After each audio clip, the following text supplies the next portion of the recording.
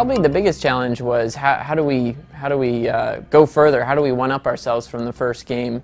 So we looked at all different facets of the game, all the things that we did well, all the things that we thought we could improve upon, and decided to let's improve upon all of those, including the ones that we did well. So we're really excited to show people where Borderlands is going. Variety of enemies is something that we identified as well that we wanted to improve upon, and so that's been a big focus for our efforts. And we've doubled the amount of enemies that different types of enemies that you'll see in Borderlands 2 compared to the first game, as well as each one of those, just like the first game, having many different variants that bring different types of gameplay.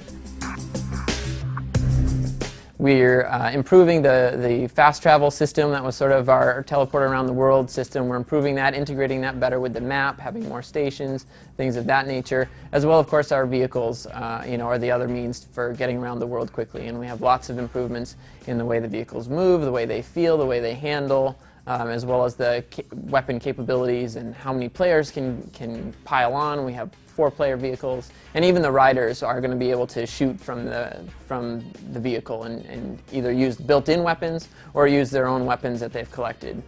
All of these sorts of things should help improve the travel experience in Borderlands 2.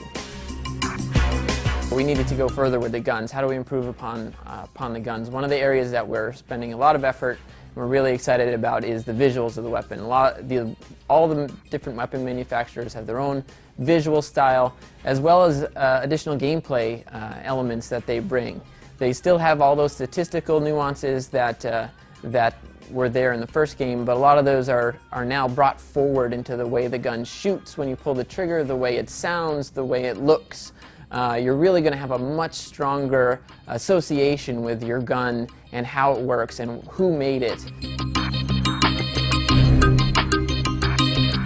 We're doing a lot of interesting things with sort of mixing and finding ways to bring a lot of varied feels and weapon types to the types that we already have. So there's a lot more over-the-top kind of weapons that you'll be finding in the game, that assault rifles that feel like miniguns, guns that can also double as grenades, things of this manner. Co-op is an extremely important part of Borderlands. It was one of our biggest successful features and an area that we feel we really shine. And so allowing players to play together and knocking down as many barriers as we possibly can to allow more players to play, whether they're at different levels or at different parts of the story or doing different missions. We want to break down as many of those barriers as we can so more people can enjoy the co-op experience.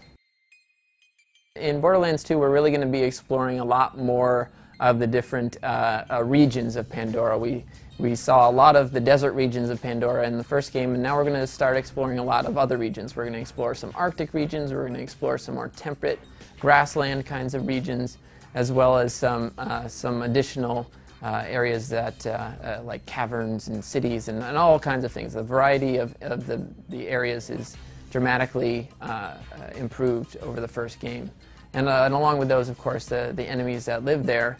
And we're doing a lot of effort to change the way that characters look depending on where they are. So you kind of have the snowy version of a creature if he lives over here, or the camouflage one that in the more lush areas.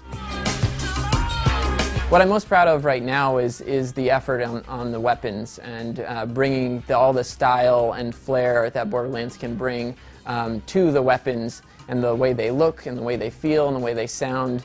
We're just making great strides there, and I can't wait for everyone to get their hands on it.